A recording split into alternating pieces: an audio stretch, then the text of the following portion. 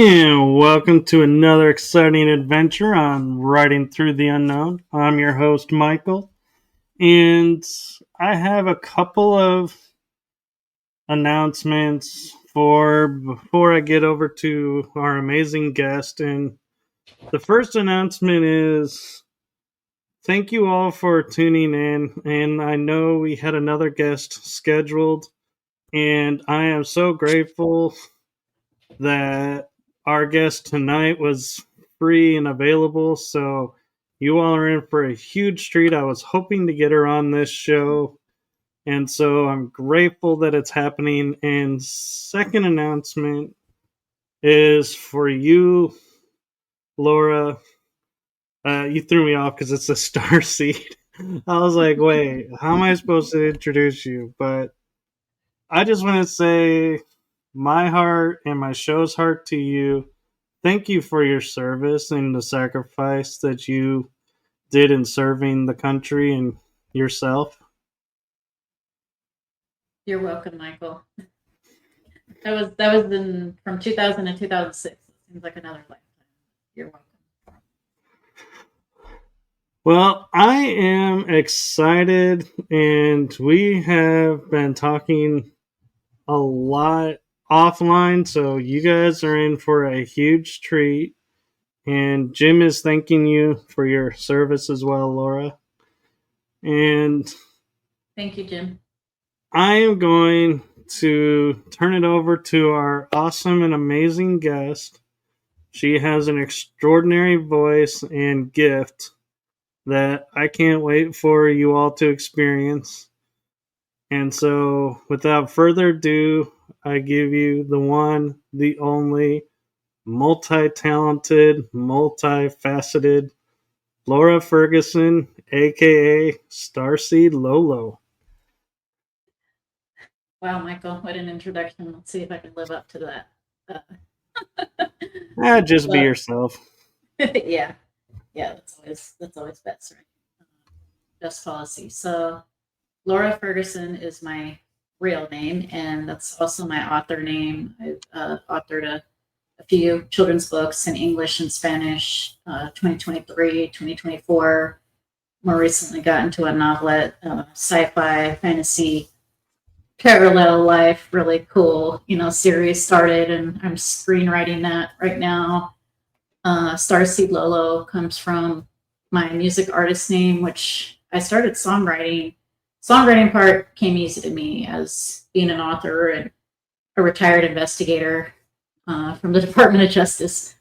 The part that wasn't as easy and still isn't as streamlined, I guess, is the actual, singing. And because I don't have musical training, and I started that early 2024, so I've actually teamed up with a couple producers on an app called Band Lab, which is a social media app for basically for music artists and the likes. And I found a wonderful producer. His name is Charles J. Cliff in Canada, a wonderful guitarist.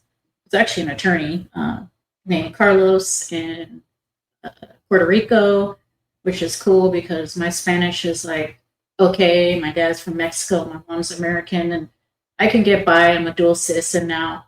But, it's nice to have Carlos there as a native speaker because I'm first generation on my dad's side, and to, have him teaching me because he composes music. He sings himself in three languages, including Portuguese, Spanish, English.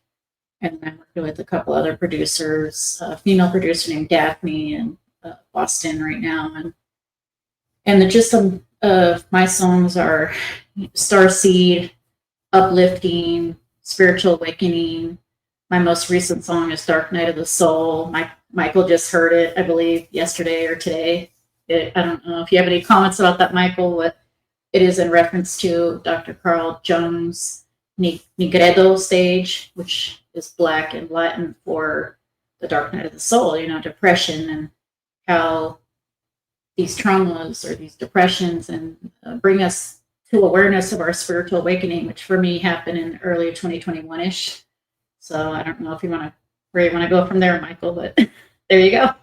Well, I will say I am surprised that you say your voice is not trained because I have seen you sing on your videos, and I'm like, there are times that I sit there and like, you should have been the original singer because it is so much more emotional and power behind it than I think the original singers that we would recognize. Like, I think, if I'm not mistaken, you did a Little Mermaid one, and I was Yep. like, man, Disney should have hired you to be the singer because I was like, I literally could see myself floating through the water, like in the movie from your singing. And it's like, I remember playing the song, and it was like, yeah, I just like the lyrics to the Disney version, but yours, it's like, yeah, I went on that adventure. So, and you mentioned the Dark Night of the Soul music. That song really hit me. I mean, because I've gone through quite a few of them in my life.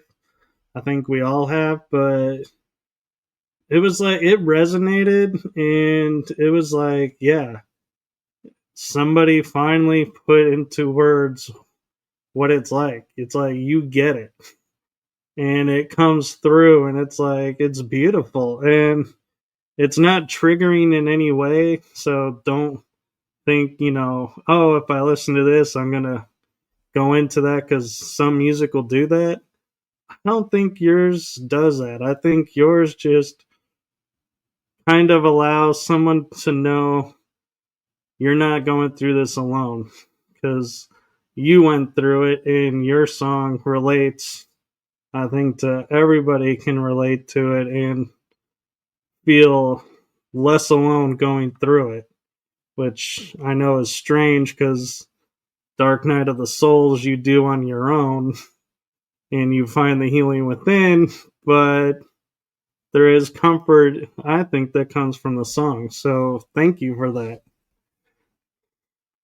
You're welcome. Yeah, and that's what I want to do. I don't want to trigger people. Like, I don't want to have to do a post to say trigger warning. There's going to be a sexual assault, or something that um, is really really raw. Because I feel that we hear a lot of this on the news, which I avoid the mainstream news. And when I did listen to things, I would binge listen to BitChute and Rumble, people such as yourself on Rumble, and I like it because it's not censored, and uh, so I really don't listen to the news, and it's a lot better for my mental health. And I like to talk about these things in the songs so people know that they're not alone when they're having a spiritual awakening, or someone's telling them they're crazy, or they have a condition or a diagnosis that they might or might not have. I'm not a medical doctor, okay? But just because somebody tells you you are something or you have something doesn't mean you have it, right? So we don't have to accept everything that we're force fed. And I'm a retired investigator, so I really love to check facts. I was an auditor and an investigator for 20 years, and I don't think I'll ever get rid of that. What is it? The left brain and like the accounting mind and the logical and reasoning. And I've opened up my right brain, obviously with the performing arts. And thank you for your compliments too, because I'm pretty sure that a lot of the singing comes from parallel lives because I have not been classically trained, and I am actually being coached, by a couple of musicians, like the guitarists and composers that have been doing this for decades, and people in professional bands, things like that. And these people seem to just show up out of the woodwork, at the right time in the right place, and the divine timing of things. And it's like the order of operations and synchronicity and the flow. Like, you're with the flow. The more synchronicities you see, like whether it's 11:11 on the clock, or like for 6 months straight, I would always wake up at 10:25 p.m. if I went to bed earlier than that, obviously. And it just tells you that you're on the right track and that you're doing what you're supposed to do.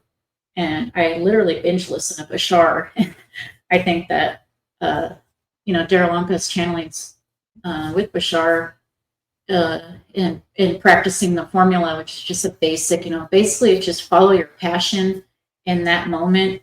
It can be something small, like I'm going to eat a cookie, or I'm going to sit down, or it could be something big, like I'm going to Disneyland right now, but it doesn't have to be something big. As long as you follow the rabbit down the hole of your passion in that moment, you will be led in perfect synchronicities in the universe. And so you were telling me before this show that you had the energy that surrounds us. Honestly, I thought it was a paranormal and it was that show, and now I'm finding out that you have this really cool other show called Riding Through the Unknown on Wednesday nights. And I've been interested in this UFO thing. I've watched, and as an investigator, and I learned about the Majestic 12. I got into Ancient Aliens like 25 seasons ago, whenever it started.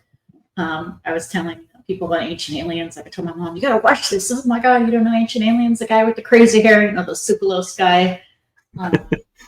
And that stuff really started early 2021 for me, as it was in my early 40s, and it just kept on taking off. Like I would go on Facebook and for fun do free tarot readings to practice to see, is there something to this? Like, am I just BSing people? Like, am I just going to pull out an oracle card or, the 10 of Swords and tell them, I feel like you're an artist and you're a really good artist and you need to keep on doing it. Or you're good at teaching. Is there anything that you can do with teaching or something with your career or your love? And like 95% of the time I was accurate. And, they were just free ones. Like you just go into Facebook groups and, I was just practicing and it was really fun. And that's kind of where I started. And then it spun off into, eventually I interviewed authors until I absorbed so much. I came up with a book idea for children's books. My son was 5 and, a Conscious Kids series, because I didn't see a lot of Conscious Kid books at that time in 2023, even, a few years ago. And there weren't that many meditation books. And, when he was 5, he really wasn't aware of all that. And now that he's almost 8, he's like, "Mom, I'm going to meditate." And I sat here for 60 seconds and, like I timed myself. And then I did a sacred geometry book after that, which really Robert Edward Grant, who I interviewed, which I was kind of like shaking my boots because he had just interviewed Danica Patrick. And then here I am, little old forensic accountant me, interviewing Robert Edward Grant, who, is on Gaia TV. And I was following him right before he came out with that Codex show on Gaia TV. I used to binge, watch all Gaia TV. Not anymore. I think I've already seen everything on there 10 times. But anyway, he inspired my sacred geometry book because he's a polymath and now I was a forensic accountant. And so I really love sacred geometry. And I couldn't find a sacred geometry book that existed for kids. Like it just didn't exist. So my second book actually won first place in the Book Fest Awards. And I didn't think that was going to happen. My first book won second place, but congratulations. Thank you.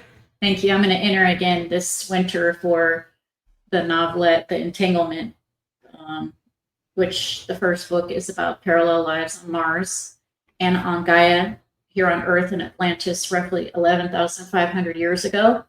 And we all have parallel lives, lives that we recall either in meditation and dreams, even when we're lucid or awake.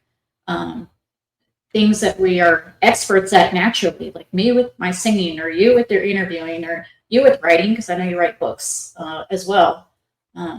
Generally when we're naturally inclined to do these things, that means that we've done it before several times. So,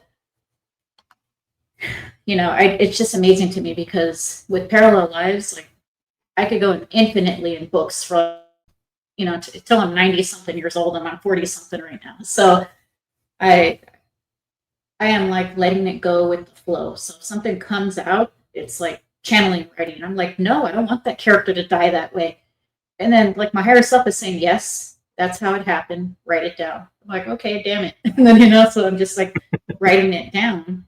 And then the way how I know that it was accurate, which all perceptions are valid, all experiences are valid, because we all have our own unique experience from our own perception point and our own consciousness container, as I call it in my book, which is our body. And so our consciousness container is unique, our experiences are unique, and which means they're all valid because we're all part of the collective entangled, just like quantum entanglement. And we also have the individual point, a perspective point. And so I talk about that, a conversation with your higher self in my last chapter of my book on the 26th chapter. And it's a pretty quick read. It's an hour and a half long audiobook. The ebook's going to come out probably in the new year. Right now, the audiobooks like Spotify, Google Play, something else. All the links will be down here. But my next book is going to be about the Orion Wars. I don't know what the higher self wants to do with the third book yet, but it was important for me to make the first one, to pitch it for a movie, because there are space wars in it. It shows it talks about the Atlantis destruction in a very fun, adventurous way with reptilians. Yes, I said reptilians. I call them reptoids in my book. Kind of make up my own jargon there. Blue avian birds, humanoids. I have the ant humanoids on Mars. I have mantis insectoids. Of course, the ant insectoids are underground and have their own city. And on Gaia, a lot of that stuff is going on as well when Atlantis was around. And I'm not necessarily saying that my perspective is perfect or it's, even accurate. But for me, that's what I got in QHHT sessions when I was under hypnosis. One of those are actually public on YouTube, Alba Weinman.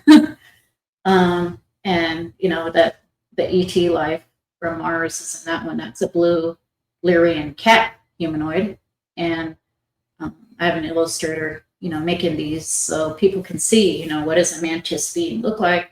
What does an ant insectoid look like? It's not really a known ET, a lot of them are not common.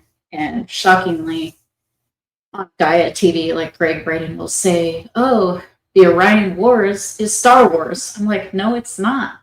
None of it relates to Earth. None of it relates to Gaia. None of it even shows, reptilians, grays, or, like the mainstream ones that we're kind of either in contact with or that we have parallel lives as and that we know of. So for me to say that Star Trek, which is really cool, but, they are not the Orion Wars. So that's why I want to screenwrite my first book and then get the Atlantis destruction out of the way and how it ties to Mars, Tiamat, which is Planet X in my book. And, I don't really talk about the moon, but the moon was brought in after that because, all three were affected, the Tiamat planet, the water planet, and then Mars and then Gaia. And so I looked up, there's a couple like low budget movies about Atlantis. There's like one British series in the early 2000s, but there are really no movies that explain Atlantis, that explain the destruction, the Great Deluge, none of that. And so I thought it was important to at least start the discussion about it.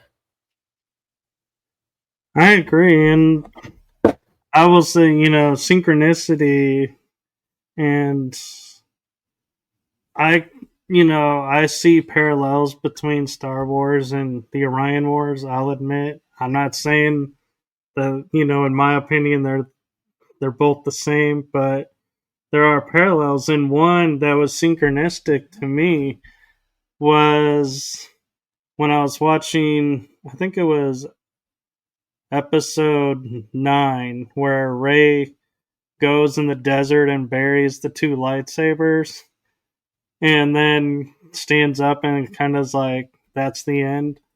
Well, what's synchronistic about it is sometime in the past, I had told my parents, I said, yeah, I was a knight. And when we realized the fight was over, we buried our weapons, like lightsabers. So we buried them in the ground. And, you sit there and you're like, yeah, this is something being made up. I could easily be just making this up. But then when I saw it on the screen, I literally had tears like starting down my face. And I was like, oh my God, remember when I told you we did that? And it was like, to me, it kind of felt validating to see it on screen. that, yeah, this really did happen, because how could they pick that one scene to match my memory of 9 movies, being like, yes, I finally have one memory I can attach to this. Yeah. And you had the realization for the recall of the memory prior to seeing that, right? Right. Yeah. A And so, similar thing happened to me. But anyways, go ahead. yeah, but I think what's important though is, we don't always write down everything, because some things just sound so far fetched, and then later we're like, oh man, I wish I had written that down, because no one's gonna believe I said this or did this before this came out. And it's like, but it's true. And that's, the sad reality is, because there's so many people out there that are doing the quote disinformation or false news, that when we go to share our experiences, we get viewed under heavier scrutiny now than in the past, because it's not the subject matter, it's the, are you really telling, how much proof do you have to your story now, versus before it's like people would be like, oh, that's really cool to, or really that happened to you, tell me more. Now it's, where's your proof? How much proof do you have? Who's validated this for you? Where did you get that? And it's like, it's not fair in a way, that we are under such scrutiny now, trying to share our honest and authentic experiences. And that's a word, when talking about your music, why I think your voice resonates the way it does is because it's authentic.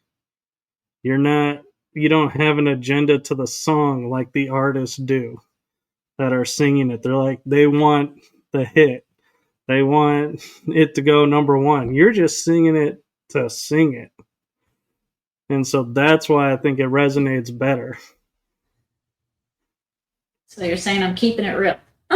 Yeah, I think you do. And you're singing from the heart, where other people are singing from other people's hearts, because they're using songs that somebody else wrote.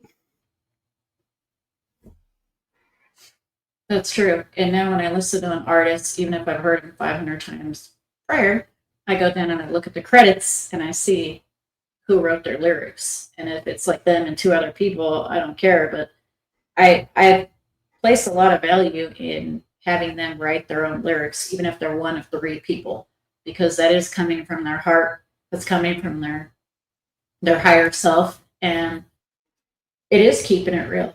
And I told myself, self, you come out with children's book, yeah, your son is in it, this and that. What if you make $0 on it? Are you still going to do it?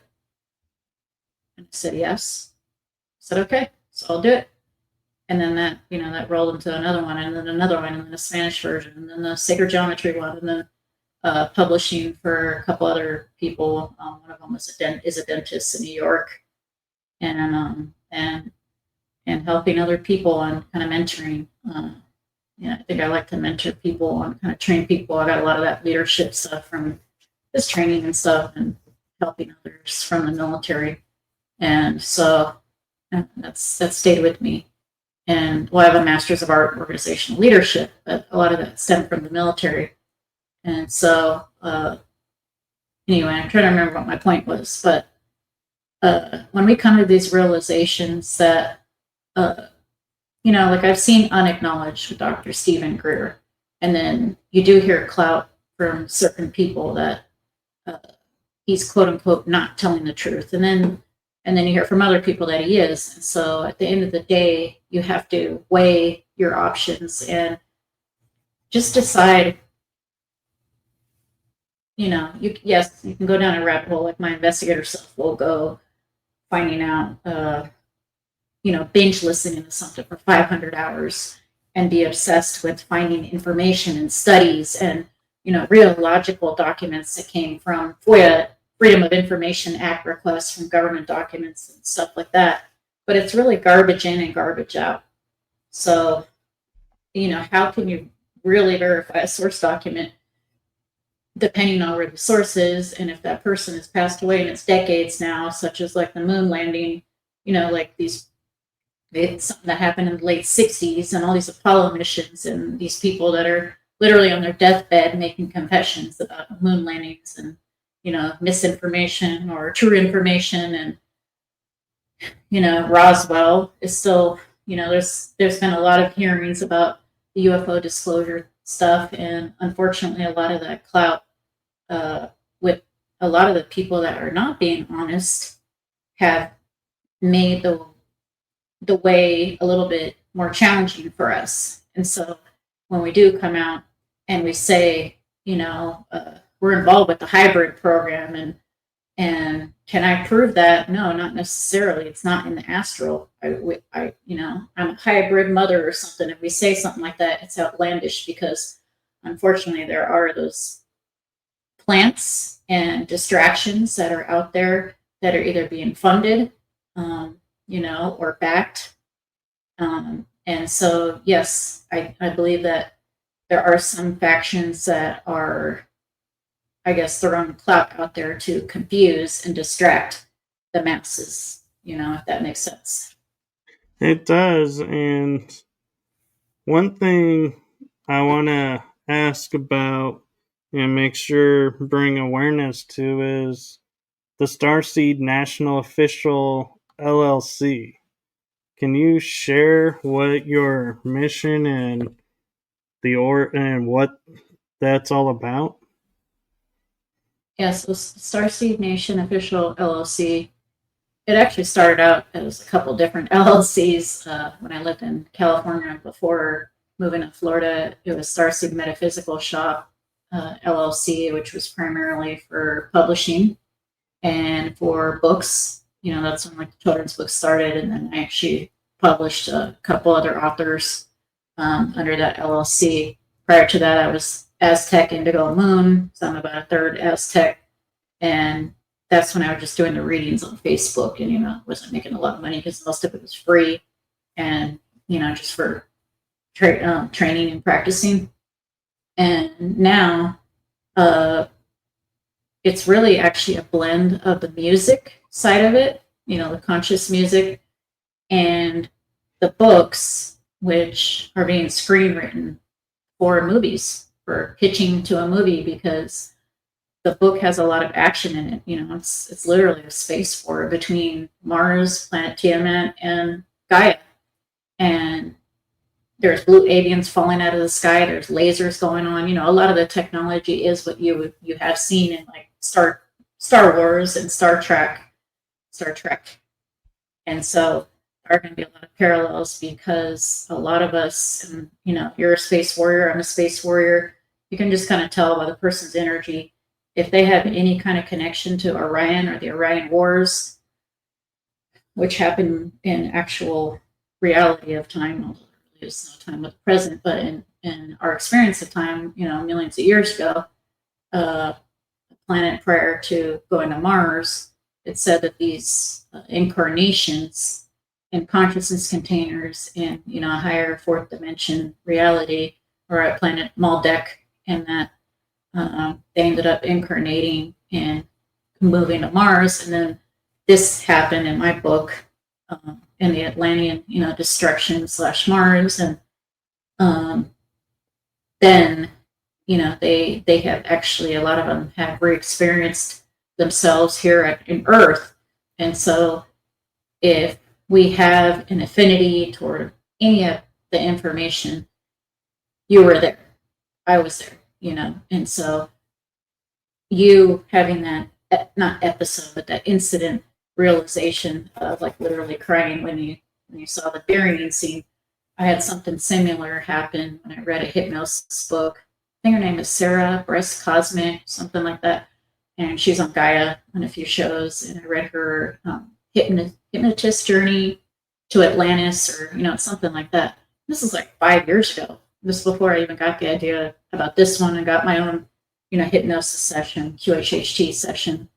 which is a Dolores Cannon method, and there's a few variations on it. But I actually contacted her and said, "Oh, hi, I saw you on Gaia, and I read your book." She has like 5 books or something now, but then I think she had 2. And I'm like, in the hypnotist journey at the end, like literally a week or 2 before, it was a Lionsgate portal in like 2021. I didn't know what that was. And when I was meditating, I kept seeing lions, like 2 of them. Like it was literally a gate with 2 lions. And then I found out about, well, the Lionsgate, it's just like a spiritual thing. It's a fun thing. I didn't know what it meant. And I had a meditation. It was by myself. And I had a realization in the meditation, clairvoyantly, or, like I was there, that there were 2 sphinxes, specifically 2, and a lot of things are buried under the sand in Giza, in this version of Earth now. And I was a cat, Lyrian ET. And so this was like 4 or 5 years ago. And, now this is actually in the book, which I didn't even have the idea for it yet, or my hair stuff wasn't ready for it yet. And then I read it in her book and Sarah's book, like literally 2 weeks after this Lionsgate portal and this meditation I did. Like it was probably just like a live one on YouTube or whatever, random one that was played it back on Gaia TV. And I said, oh my gosh, I knew that the Sphinx was under the desert. And actually, I went and got a session with my friend who does Akashic Records. His name is Alexis in Sacramento, California, when I still lived there. And he actually was in that session with me when we saw the Sphinx underground. And he could verify that for me. She's like, oh, yeah, I knew Alexis because, like he was in the hypnosis community too. And she was like shocked. And so I thought that was pretty cool because I had a witness to that. Now I literally like showed him like the page. I'm like, oh my gosh, there's another Sphinx under the ground, because there's a masculine Sphinx and then there's a feminine one. And it's said that underneath the ground of Giza, there's a lot of things, like they say, Cosmic Agency says there's a whole, like alien thing underground, and like a bunker with all this technology, which I believe is very possible because my investigator side says, where's all the ground penetrating radar of Gaia Plateau and the muon technology? I think that's spelled MUON, which is actually, better than ground penetrating radar. It's like high tech now, because it's basically like X-ray vision times 10 now. And, they just haven't shared this with us. And it's like, how many square miles? It's huge. And there's several monuments there. And so it just blew my mind that Alexis and I, we had that session, and he heard me talk about the Sphinx under the ground, and then I read it like 2 weeks later, and it's like, I have a witness here with it. Like I talked about my near-death experience. I had a witness for that too. And a Kodiak bear ran out in front of the car and then kind of disappeared and then reappeared safely and left. So, it blew my mind, honestly. I was shocked, and I'm like, I guess this stuff is real. Like, I didn't know what to call it. Now I just call it higher self. You actually just blew my mind a little bit, because when you were talking about the Lion's Gate and then you said there was 2 sphinxes, my mind went to the ending of the Never Ending Story, where he's going down the path towards the 2 sphinxes standing there guarding this gateway. And I never thought about it as like the Lion's Gate. And how only the ones that are of the right energy can get through. And it's like, I don't even remember how he got through, but I know he did, where everybody else couldn't. And I was like, oh my God, I never thought about it as like a Lion's Gate, an activation gate. It's a rite of passage, and you're right, because a couple years ago, I'm showing my kid, and he's, he doesn't care. He just wants to like go play with his toys. He's like 6 years old then, and I'm like, oh my gosh, there's 2 lions right there in the Never Ending Story, and I'm like nobody else cares but me, but I'm like, that's freaking cool, and I realized that too, and it's a rite of passage, and that's a big synchronicity because that means that we're in an experience and synchronized because like our vibe is our tribe type of thing, and uh, we're on the right path, man. We really are. Like when And all those kind of things happen, it's just validating, right? I look at it too, and I see Sebastian is the earth form, and Atreyu is an altar, and they're in sync, and they're remembering and reading and experiencing each other's stories. And it's like Sebastian knew about Atreyu, but I don't think people understood in the movie how Atreyu understood who Sebastian was. Because how could he know about this human on another world? He's not reading a book, but there are scenes where he talks about, wait, who's Sebastian? I think he even calls him out by name. Mm-hmm. And it's like, wait a minute, how is this possible? And it's like, now it's like I'm looking at it through a new lens and going, they're the same people, different. One's an alter, but they're the same consciousness. Have you ever gotten into like the whole oversoul thing and 144,000 and all that? I have. Okay.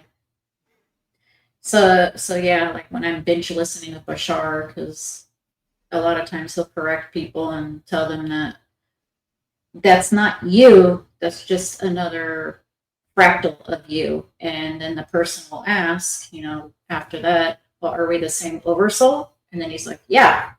And so what it seems like, I'm not sure if it's in all instances, but in most instances, it seems like our parallel life, like in my book, basically I'm the blue Lyrian of Mars, and I'm also the human in Atlantis at the same time. And I do remember that part with the Sebastian thing. That might also be a reflection of the higher self and the physical self as well. Mhm. It really just depends. But yeah, it could also be just parallel lives. And um, I believe that when we go into the consciousness container that we go into for an experience, that we choose how thin we want our veil to be, right? And it's all in divine timing. So at age 49, you're going to experience this. At age 42, you're going to experience that. At age 16, you're going to experience that. At age whatever, you experience, these milestones, kind of like stepping stones. And the synchronicities are beautiful because there's been times that I asked my higher self, give me a sign. Please give me a freaking sign. Am I writing the book correctly? Because there's some crazy stuff in here. Like it moves really fast. There's a lot of action. Warrior walks out with the reptilian head, and then they're like freaking going, and then there's a jaguar, and like it's just very fast moving, and then a lot of people died, and it's not like the typical happy ending story. And the moral of it is that it doesn't matter because we never die, and our energy is infinite. And so our consciousness container is just a container for an experience, and our transference of it is infinite. And so it's not going to matter. And it's not even so much about reincarnation because it's an everlasting present moment. It's just a perspective that is different, at the consciousness container and that perspective at that time, even though there really is no time. That's how we experience it, like a movie, like a film strip. And right now, our film strip is as Michael and as Laura or Starcy Lolo at this time, at this point, and that we chose to be here in the quote unquote new age, of the Gaia reality, really returning to ourselves. And the more we stay in the moment at our highest passion, like me being here with you, and thank you so much for having me. I'm getting really juiced up from all this information because I don't have a lot of people that actually speak to me about this stuff. I'm in northern remote Florida now, and so I'm not in Northern California anymore by Mount Shasta and all that kind of stuff. And I do have one really good friend. Her name is Marcy Kosich. She's a tone healer, so she sings very high tones. And I read her book, and that's why I met her. She lives in Reno, so she wasn't that far from Sacramento. But other than her, this is my fill of my spiritual weird. And now you have me. Yeah. So now I have you. And so I don't know where you want to go with that, but I mean, we could talk about the Iranian wars. I kind of touch on it a little. That if you, I mean, I did join the military in this life. I call myself a warrior, but I'm a 5'2" petite woman. But like inside, I'm a warrior. And so I when I found out about the Iran wars or first heard about them, like binge listening Gaia and all that, it's oh hey Sheila, how are you? That's my that's my music professional friend who helps me. She's in Boston. Oh, Um, very she's cool. yeah, she's a medium. So shout out to you, Sheila. But Well, this is probably a good segment towards you had asked me about doing something that's actually never been done in my 3 seasons of this show, and I'm kind of curious to see how it'll work out. And that is, you had mentioned about channeling something for tonight. So, do you feel like you have time to do that still? And do you still want to do that? definitely, All right. So, I just got to get I just got to get a little bit close my eyes and if I would it be okay if I played a little music or did a little sound healing and got myself into it? And that's probably just last a minute or so, and then my eyes will stay closed. And I'm gonna have to trust you, Michael, to bring me out because what ends up happening is it feels so good in there. I don't want to come out. oh, I you know, know.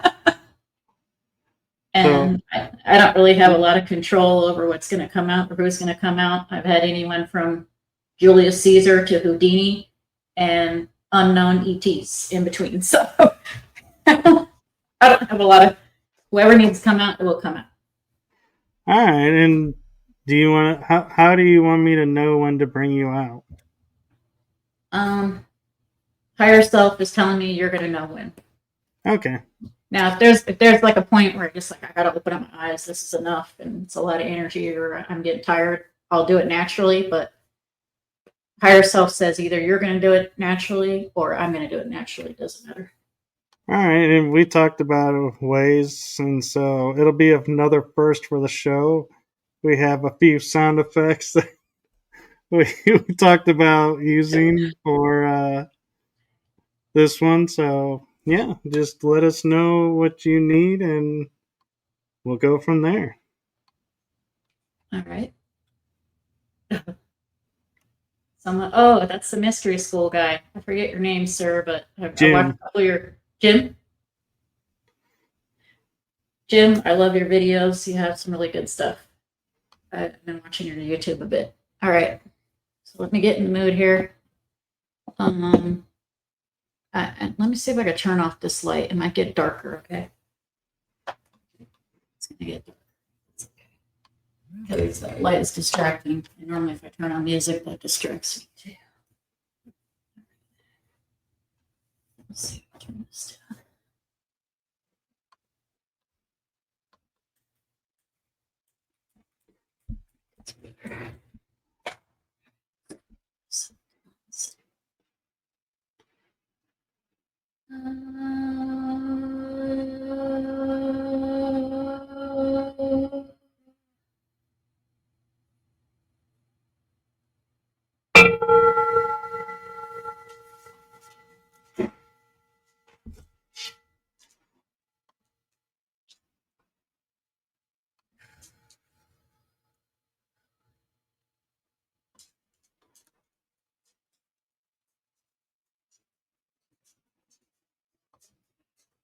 All right, they're telling me that you have a burning question, Michael. I don't know what that means.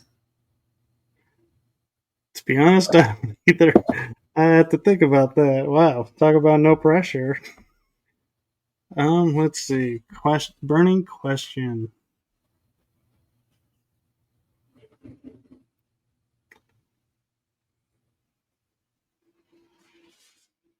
Hmm.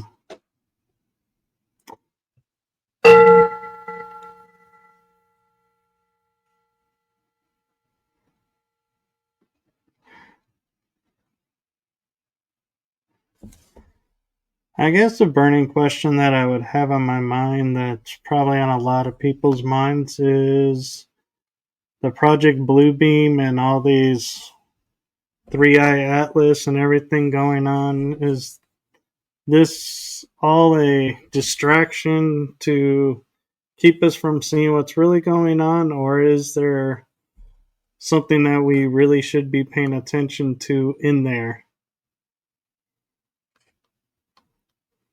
It's both. Uh, if it's Project Bluebeam, Project Blue Book, names don't matter.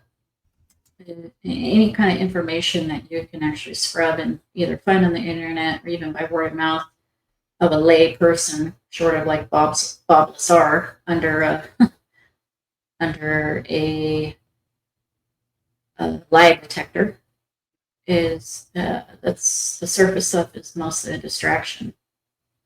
However, intrinsically, looking within is always the best answer. You can have as many facts as you want or you can in front of you, as many to last a lifetime. At the end of the day, literally, it's up to you to decide and to feel into what you feel serves you best. If it keeps you in the highest vibration and the highest frequency state of mind, you're always going to make the best decision for yourself in that moment. If it's something that is quote unquote, as they say in the new age community, low vibe, this is probably not something that is best served spending your time listening to. And honestly, it's more than likely a waste of time going down rabbit holes. And this one right here, she was an investigator and used to binge listen to things in the background when she worked at home. So if they were in the background, she did learn a lot. She liked to listen to different perspectives of different political parties, different backgrounds, even different languages, Spanish, English, things like that. And she did learn a lot. And she's gotten to the point where tools are fun to use. That could be anything from a tarot card to watching TV or being on your phone device. Again, this is something that you can only decide. The distractions are there in place to distract you away from much deeper meanings and to keep you from going within. Does that make sense? It does, and it in a way makes sense why a lot of people are waking up now. As before, it seems like more people are starting to question what they've been a part of and who they are.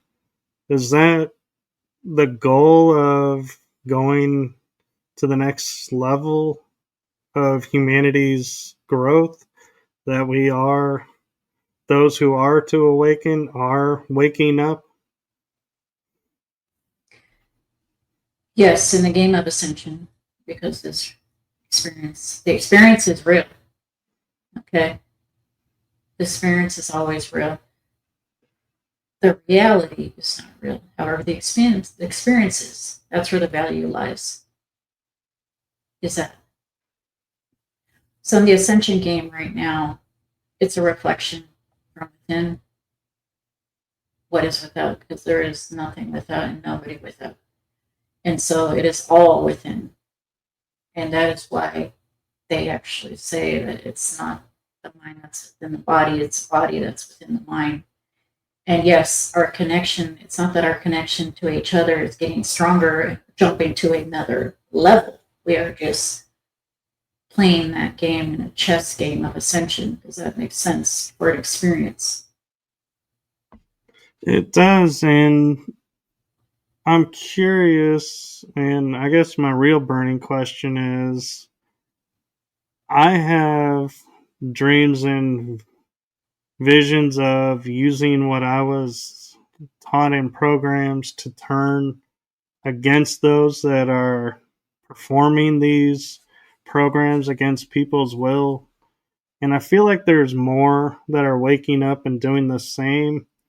Is that true? And is that like the ascension process for those in the programs is learning how to turn the tables, so to speak. Now, when you say programs, please elaborate. Are you saying MK Ultra? Are you allowed to say that? MK Ultra, the secret space program. Mm-hmm. So, in order to ascend, have the experience of ascension, we have to get rid of the old, which is not working, correct? Correct. Everything is actually, all energy is neutral to neutral positive, which means it's only how we define it. And on the very highest level, there's very few oversouls.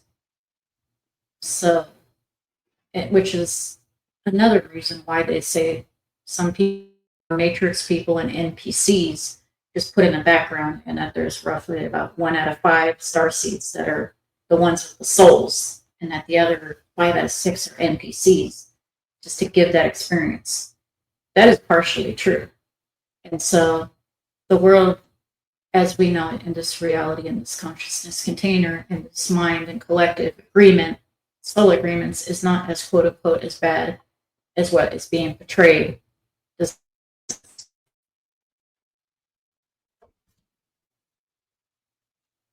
being that it's neutral to neutral positive and only how we define it.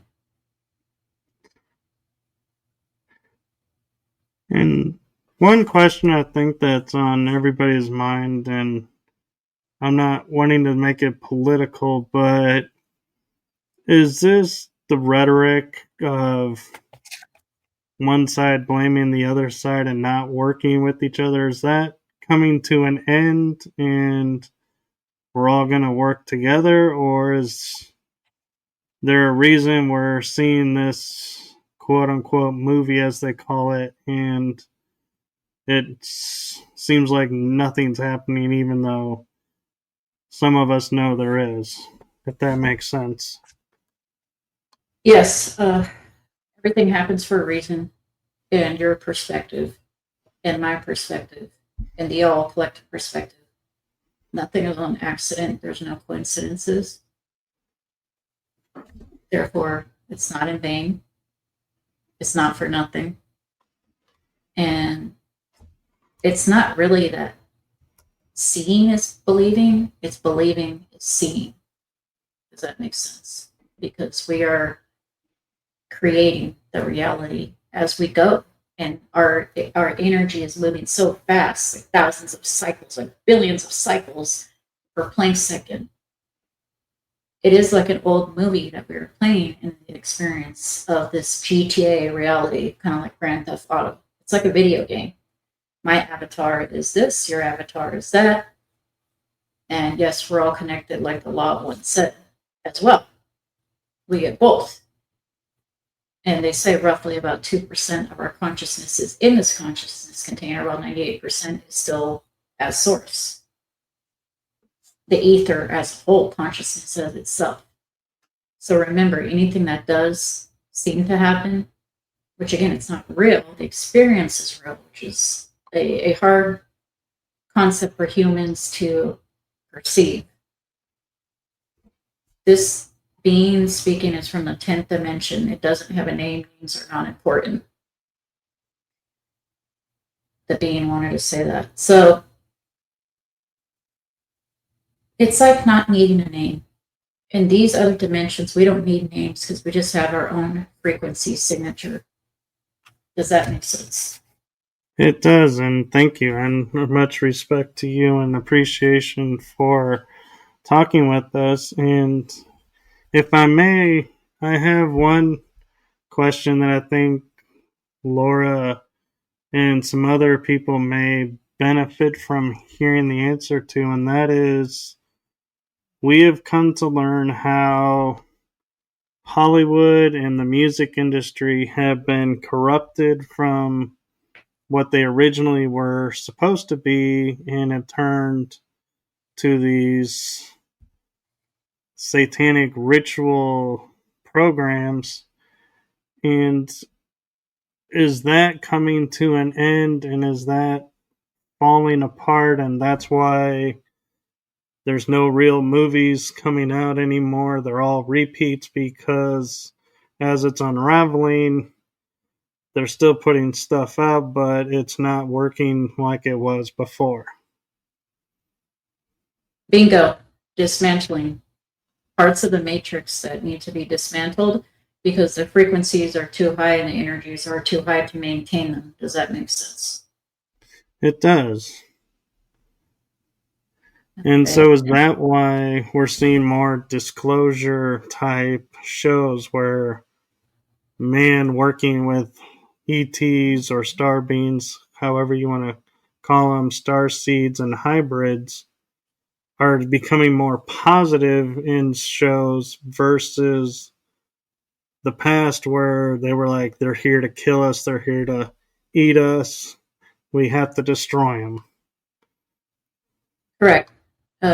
We are slowly but surely, as interdimensional beings, because we are reflections of each other, which means we are each other, right? And it is internal, and everything that reflects is us. And this is physics. This is not just a belief. So if you're hurting what seems to be somebody else, we are actually hurting ourselves. And it's called self-realization, self-actualization. And a lot of your monks on the planet speak of this and meditate on this for 8 hours straight. And they are correct. Not everybody can go and meditate for 8 hours because a lot of people are surviving with your monetary system paycheck to paycheck. However, the veil is thinning, the frequencies are higher. And so, yes, a lot of things from the past have actually ceased from happening. This quote unquote not preferred. And we don't like to talk about rituals and abuse. However, this is a realistic, very small part of your reality in Gaia. Remember, there's infinite realities of Gaia, and such as the Greys, whom we work with, we're Turians. We can just how you walk in a room, we can jump in this reality in this time. And so, do we know the future? Yes, we do. However, we don't know which one because it's infinite realities, right? And the frequencies are going to determine that. And a lot of the teachings that you need to know from being a small child is very basic teachings that we are all connected, like the law of one, that we have an individual perspective point, but it is much stronger that we are actually more connected, and not just in quantum entanglement, in actual entanglement, and that what we do affects every reality and every infinite reality. Does this make sense? It does. And is that going to affect the med beds that are coming and going to be supposedly helping everyone? Is it going to be based on energy alignment, or is there other stuff that people need to do to start preparing for getting a med bed experience? This medbed ideology is obsolete already. The technology is actually way more advanced than that. It's more like a whole room experience that is a chamber. And no, it's not a bariatric chamber. This is a very advanced technology that we have shared with Earth, and that other beings have shared frequency methods, frequency devices. You know how they call it electromagnetic pulse technology? Yes. It kind of works like that, except for it's frequential pulse technology more so. And we are just giving a rough estimate by the year 2050. A lot of your diseases that you know of will be obsolete. So medbed technologies are therefore already obsolete. And unfortunately, there are quote unquote fakes and frauds who say they have a medbed or they have a light pyramid or something. And this is what we say at the end of the day, because we live hundreds, if not thousands of years by our sheer will, and our frequency is Nobody is healing you other than yourself because you are a source and a creator of yourself. Makes So sense. it does, and so I wonder a lot of times because we're talking about energy on the quantum level and healing on a quantum level. Is it, do we even need a device, or is it something that we can just ask for and it happens? Are you familiar with water diviners, sir? Yes. Are you familiar that with your own body, you can be the water diviner? You don't need the sticks and all this. Right. Yes, I've experienced that, different forms of using the body to heal and answer questions. Yes, it starts from within. And when you teach your children, which hybrid children will be integrated sooner than you think, uh, half half humanoid, half grays, sometimes half Pleiadian. So the hybrids will physically be around when the frequency is high enough. And when the frequency is high enough, all the youth in the lands will be taught how to heal, quote unquote, heal themselves, and not only heal themselves, prevent these things that we call diabetes too, and MMS and CRPS and pain regional this and that, and fibromyalgia. A lot of these things will be a thing of the past and the old ways. And as our frequencies get higher and higher and higher, we say R because we are you and you are us as well. And nobody is higher than anybody. That's just an experience. So we say 10th dimension.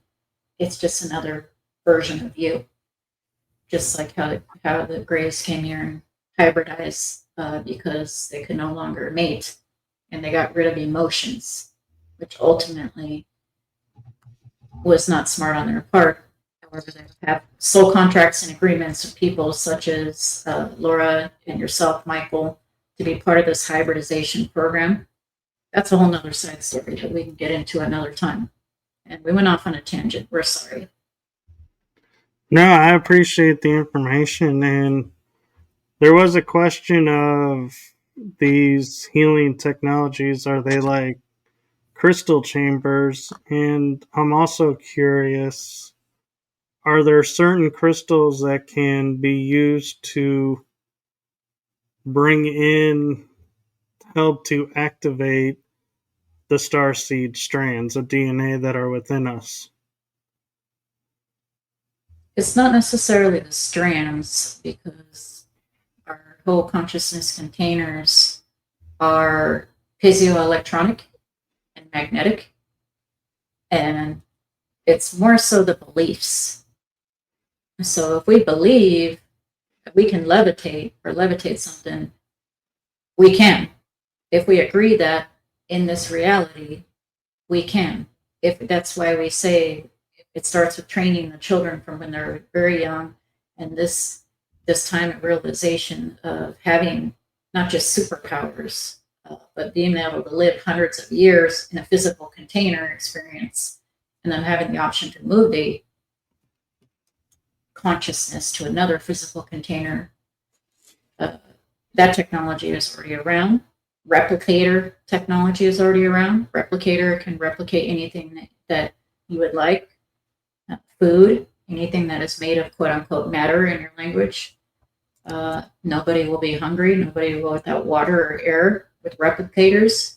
Med beds, like we said, are outdated because the frequency will be so high that technology won't be needed. It doesn't mean that there won't be other technology. Just like a starfish can regenerate a whole limb when it's cut off, that technology is already available. And so I don't think we would classify that as a med bed. That's just one example of if we were in a war, quote unquote, or a space war, an intergalactic war, and wars don't happen that much anymore in galaxies and realities because frequencies are getting higher everywhere, every reality. Does this make sense? It does, and I'm kind of curious, those who have been in like the secret space program dealing with other beings out there, when we had the what in Earth terms we call first contact, will we be recognized and play a role in that, or will they just view us and be like, okay, they're not the ones we're supposed to deal with. We're supposed to deal with these, so we'll just acknowledge them later or not at all in that moment. Acknowledge the first contactees from the hybrid programs, or just first contactees in general?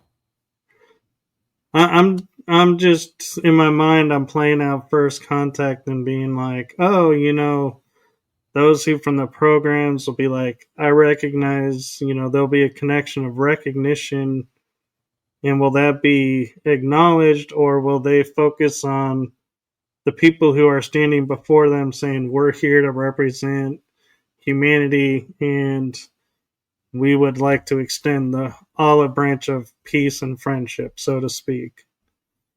It's going to be more the latter than the former. However, remember, as frequencies get higher, the connection of the entanglement is stronger, which means telepathically the knowingness is stronger as well. Does that make sense? It does.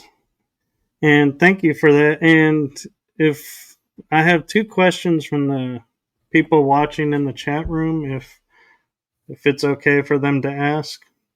Yes, we have a lot of time. Okay, so at Anchor Haven is asking, can you share a name for my 10th dimensional aspect, please, to help me connect?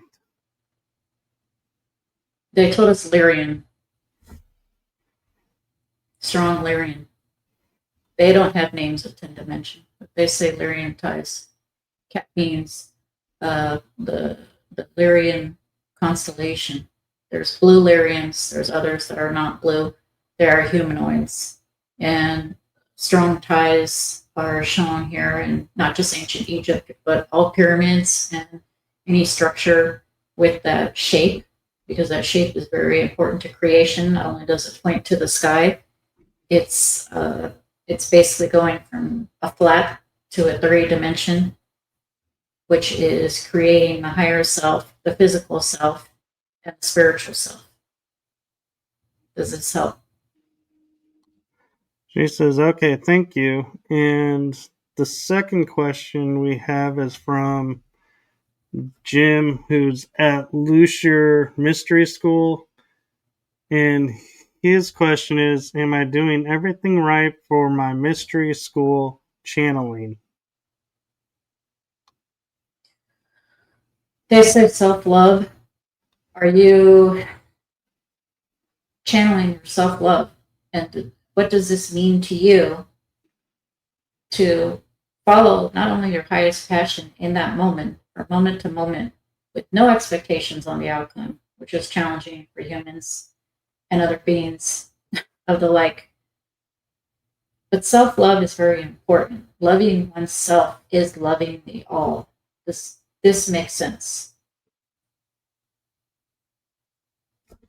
Thank you. And so, one question I'll ask for myself is, in 2026, the new year coming, am I going to be able to balance better my spiritual growth, podcasting, and writing books and all these projects that are going on in my head? Or am I going to be able to figure out how to do everything in smooth ways, or is it going to be one of those I have to go through the challenge to get the light on the other end?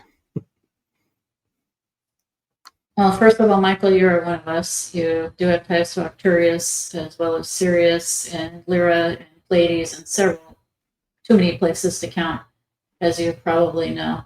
Second of all, it's the synchronization principle. We believe Bashar Collective speaks of it. Synchronization principle basically just means that everything comes in divine timing, the order it's supposed to. Another thing we will tell you to deal with the perception of time in the human reality is that if something doesn't get done that day, you have 5 things on the list and 2 things got done, the synchronization principle has perfectly aligned with the way it's supposed to.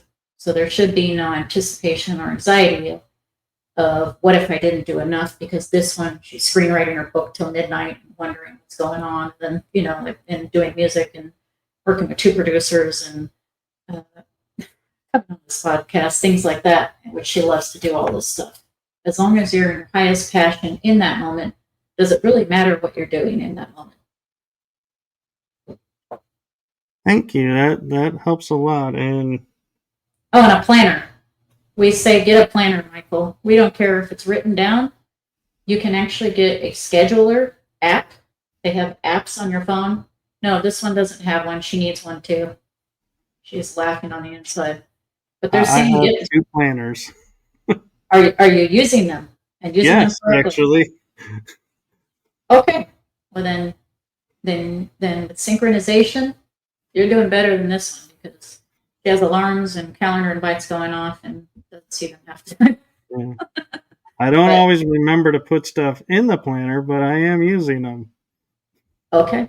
So even if you have to set alarm reminders 5 times a day, do what you feel will help you organize to get through the day. Take that one day at a time. But again, the synchronization principle will only allot you what you are supposed to get done within that day, because there are no accidents. Does that make sense? Yes. And one more question from the chat room is at Vaughn.P-I4J is asking, am I in alignment? I think this is Laura's friend, and the answer is sometimes. And that sometimes you can have one foot in the other side and the other foot on a different side. So just make sure that you are doing in the moment what feels right with you. Nobody else knows this. You can have an identical twin with 100% same DNA as you. They are not the same consciousness or spirit. Only you know this. And so it doesn't feel good to be neither here nor there. If you're in between stuck, or you feel like you're stuck, it's impossible to be stuck because energy is always moving just to have the experience. However, the experience of feeling that way is real. Even in the Matrix, experience is real. If you have one foot over here and one foot over there, make up your mind. What did they say? Crap or get off the pot. That's our answer.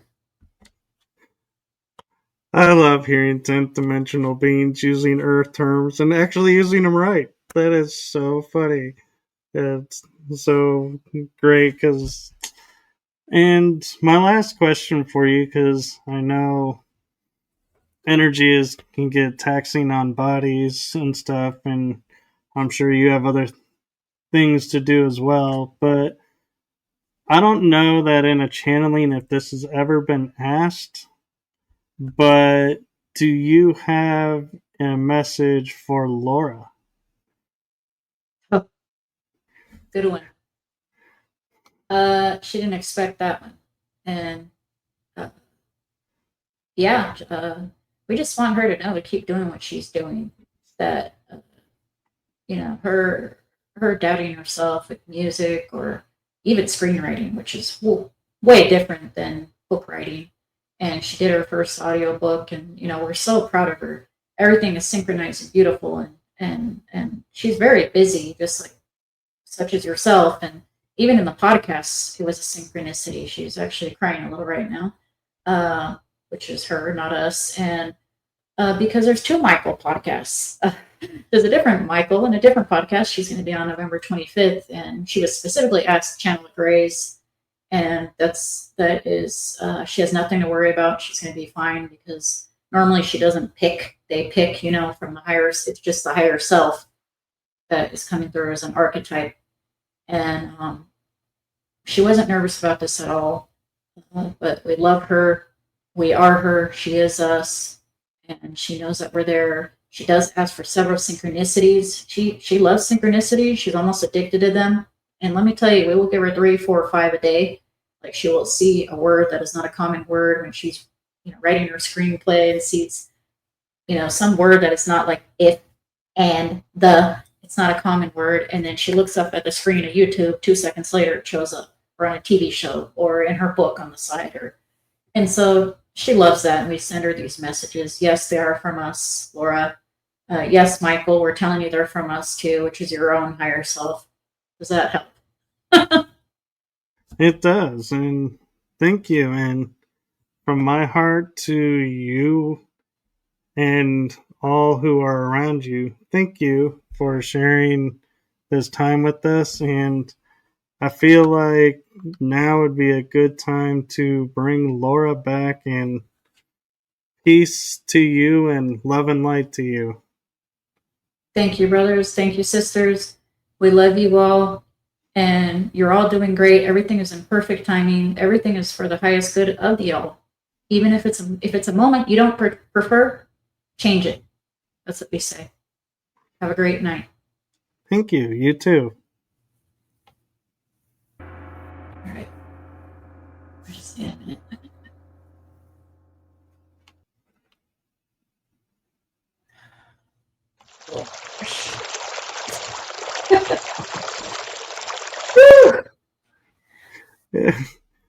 I played the fountain because the gong kind of like was really soft sounding to me, so I was like, I better switch to a different sound effect to make sure we bring Laura back. Thank you. It was like I astral traveled. I mean, then that's another thing. Laura I want to talk about. Astral travel, you don't travel anywhere. Like everything is here and now with your consciousness. But we can have, like a dream and seem like we're traveling and going somewhere else physically, even though we're not. So I think there's a lot of rumors about that in the community that an Akashic record is in a dimension over here, or neither here nor there, and everything is here and now. So, me as Laura wants to mention that. Does that make sense? And I don't know why this came out, but it did. It does, actually, and I want to share with you at the end. I don't know if you remember what goes on when you're channeling, but there was a question asked for you, and they answered it, so I can't remember all of the answer, so you probably, if you want to know what it is in full, well, unfortunately, I have to rewatch this episode. I will. Thank you. And yeah, it's kind of hazy for me. It's like being in an actual dream where you kind of get bits and pieces, and Yeah. so if I do go into meditation and go under, like, I want it to be recorded so I can actually hear what the answers are and absorb it a little better. So thank you. I will watch it again. And I did make them laugh, and they were like, because I said, I don't know that this has ever been done in her channeling, but I said, what, do you have a message for Laura? They started laughing, and they go, no, I don't think this has been done. Here we go. Actually, in QHHT, they, at the end of the hypnosis, like, you can ask like 5 questions or whatever, there's a set amount, but you prepare it ahead of time. So it has been done, but not on the spot like that. You know what I mean? Right. So I thought, since we were getting messages to the chat room, I was like, seems fair to give one to the person who's not present. And so didn't want you to feel left out. I appreciate it, Michael. Thank you so much. And I do remember that they said something about synchronicities, that it applies to you too. So And it does. you get a synchronicity on the never-ending story or whatever, or you see a word and then 2 seconds later you see it again and it's not a common word, or you hear something, or you have ringing in your ear when you're seeing something cool that you like, or like something like that. They wanted to tell both of us specifically as brothers and sisters that the synchronicities are real and they're coming from our higher self because we're asking, am I doing the right thing? Am I on the right track? It's hard for me to be like, I just trust everything blindly and I'm doing the synchronicity principle. And, like it's challenging for me too. I want to know. I'm a retired investigator. I want to know what's going to happen in the next moment. And I got to get over that, because it's It not is, easy. and It's hard. for me, I had a guest who wrote a book about synchronicity, and after that show, for like 5 episodes in a row, the word synchronicity kept coming up in the shows, and I was like, this is so synchronistic that I being like drilled into me. Look at the synchronicities, and so now it's like second nature for me to go, oh yeah, it's synchronistic. I was just thinking about that. Here it is, and or watching something and go, I was just thinking about this, and here it is on TV. Yep. That's the higher self sending you a message because you asked for it. You asked for it in the universe and you're in a high frequency and it's coming from your heart and in the best place and all that. And you're gonna get it. So watch out what you ask for, you just might get it. And if you want to find 5 pennies in that day, you might end up finding 5 pennies in that day or a feather, I say she, I'm almost still in the third person here in dream world, but like I do find actual feathers on the ground. These ones I didn't make myself, but like I love bird feathers and I love crows because can be another discussion another time. The crows told me I was having a spiritual awakening, not physically, of course, but energetically, and that's a whole nother story with the crows and the Dark Night of the Soul song, which has crows, in the picture. And there's something to be said about finding feathers on the ground. And you could easily say, oh, because of bird flu, and the feather got loose and it just happened to fall there. But it's a whole nother ballgame when you see like a gray feather and you're surrounded by black birds and blue birds and there's not a gray bird around. You're like, where did this feather come from?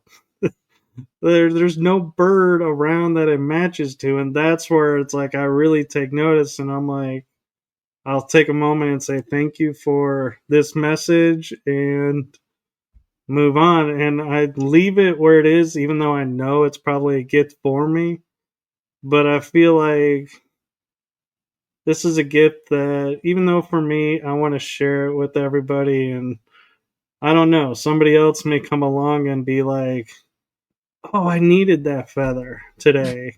And I'm like, if I take it, I'm like,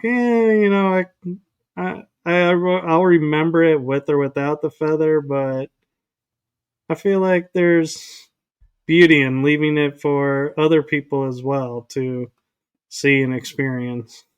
That's true. I go with my intuition because I have a thing of collecting rocks, whether, in like in a state or national park, I'm not supposed to take the rocks, but, like at the beach or even state or national parks, like normally the higher self will tell me, take one.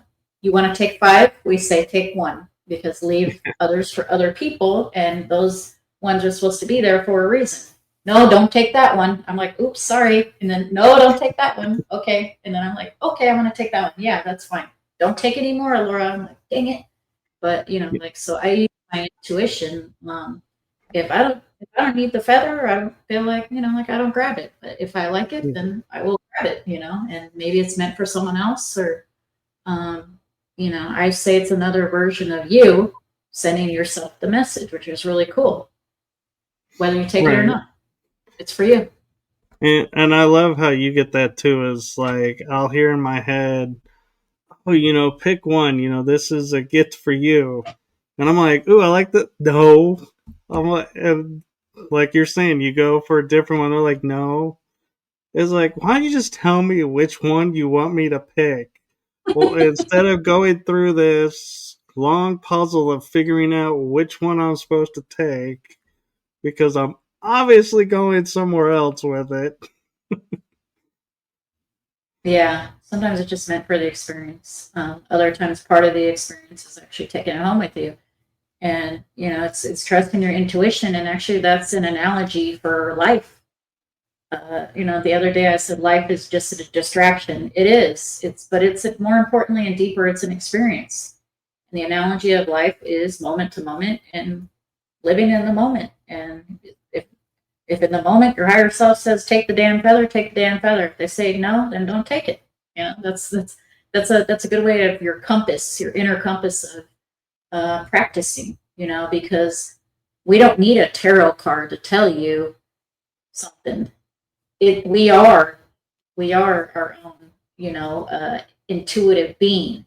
However, they're props and they're fun, and these sound healing things and all of that stuff, and tuning forks. And do we need it? No, we don't. And I have about 20 oracle decks and tarot decks and stuff, but they're fun, and like the feathers are fun. And maybe I want a black feather and I saw a white feather, and so next time I'll hope for a black one. You get it, and that's an analogy of life, just moment to moment, by using your intuition.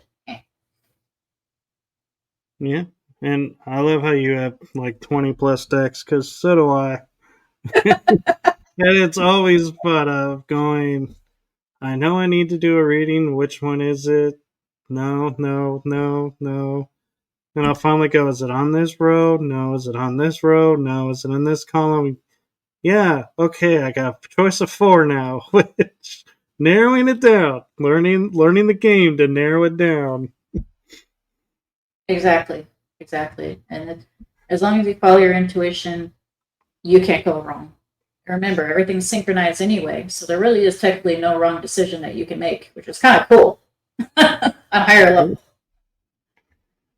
Yeah. And Jim was just mentioning he loves the moon backdrop of yours, that it's really cool. I was like, yeah, we were talking about that earlier when we started. It's like really cool how people are starting to be able to do those.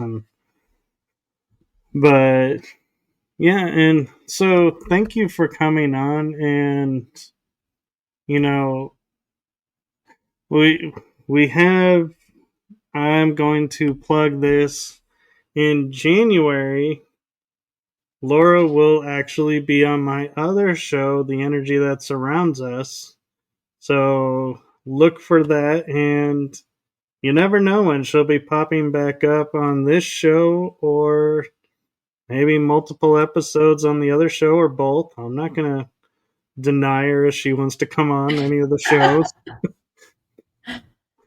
Yeah, or if you just want a channeling session, could even be a quickie, 30 minutes. I'm open to anything, because uh there's a strength in numbers, right? Like, do you remember that show from the 80s called Out of This World, with the girl who like was an alien and she like put her fingers together and stopped time? Oh, yeah. I don't know why I keep on thinking of that, but that keeps coming up, and so I liked it, as a youngin' back then. But there is a strength in numbers, because There is. the more star seeds are together, or people that love like paranormal stuff and all that, metaphysical, anything, Native American, spiritual, all that, we have a strength in our numbers. So I don't necessarily have a lot of people around, physically here, and I'm in a remote area that I can feel like, all right, let's do channeling. And I literally have like one friend, my friend Marcy Reno. She's really the only one that we really bounce, reflect back, because we can't be objective with ourselves. And so, yes, I can do a reading for myself, or be like pulling cards out and be intuitive to a point. Sometimes we're meant to be collectively having that experience with someone else. So that's what I'm saying. If you just want me to come on and channel for like 30 minutes, I could do that too. Like, we don't have to get into my life story every time when the viewers already know about it. It's a little boring too. Definitely. And Jim was saying more readings, please. And I was going to say, check out her socials. She does them almost daily. So you can always catch her, or she'll be doing a song. And so Yeah. she has amazing stuff on her channels. So keep an eye out on those, and subscribe and follow along. And I just want to say, Starseed Lolo and Laura, from my heart and my show's heart, thank you for what you're doing for humanity. Oh, thank you for what you're doing, and thank you for having me on here, because a lot of us have a voice because of people like you. And that is one thing that I love about doing this is giving a voice to those who may not feel like they have one. And so thank you, and I am so grateful that it actually is being noticed. It is being noticed. And your work is being noticed as well, so everybody's work's being noticed, and everybody has a role to play, and I just think it's Thank you, amazing Jim. how we're connecting now, and everything is, here comes that word again, synchronistically falling into place and divine timing. Yep. And I know I'm scheduled to be back January 20th. However, I'm open to be back sooner if synchronistically it's supposed to happen, or if there's a need for channeling or anything else. Anything else that we want to ask them about, because it's a surprise of who we get and what they answer to me too. I'd rather have no prep ahead of time because that just keeps it in the moment. And so I'm open to I being back agree. early. It was funny when you approached me, just so people know, as you were asking me, is it okay to channel? Some people want this group or this group, and I don't know who's going to come. And I was like, I used to channel. I know there's no guarantees, so let's try it, and whoever comes through, comes through. And I think it worked perfectly. I think it went really well. Cool. I look forward to re-listening. I hope you all have a great night, and I will make sure I'm following everybody who's listening and the likes. I think I've literally gone through your friend list and followed like 500 of your friends already. So, but I will continue doing that because it's big to give each other support in the community. It's not just the strength in numbers and the energy and all that. It's uplifting to all of us. It really It is. is, and if you feel like a channeling, and you're wanting to use a platform, reach out and we'll see if we can't make it happen. All right. Sounds good, Michael. And thank you, everyone who's listened and who will listen to the recording. And hope everyone has a wonderful Thanksgiving. I know it's next week, but you can never have too much gratitude in this world, I think. And so hope everyone has a wonderful week and a wonderful Thanksgiving, and we will see you all on the next episode. Have a good night, everyone.